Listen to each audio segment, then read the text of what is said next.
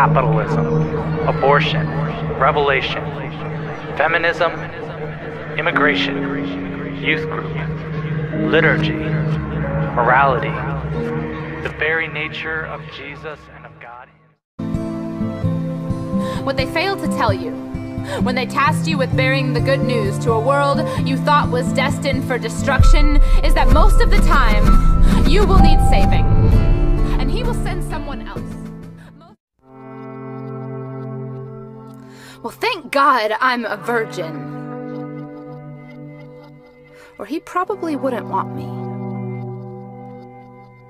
I thought as I listened silently that your whispers are the only therapy I ever needed. What better to bandage the wounds of your words with than your kisses? 'Cause that's what love is, isn't it?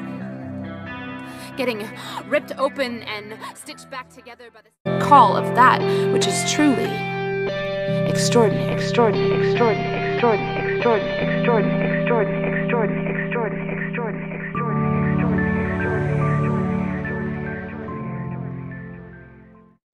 when you have cultivated your soul and learned to be content when you are least expecting it, He will come for you. He will heal the ache in your heart, the one they put there in the first place. So just wait. And don't be afraid. Monster God is not coming after you. Not today.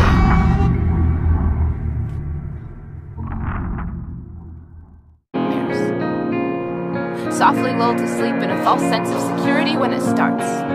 The whispers in my heart telling me that I am only useful insofar as I am pleasing, and I am not here to please you. I am sorry. I am not. I mean, love is supposed to be selfless, right? So if it makes you miserable, you know you're doing it right. Like, the closer you get to suicide, the more Christ-like, right? It's not about you. So I stayed.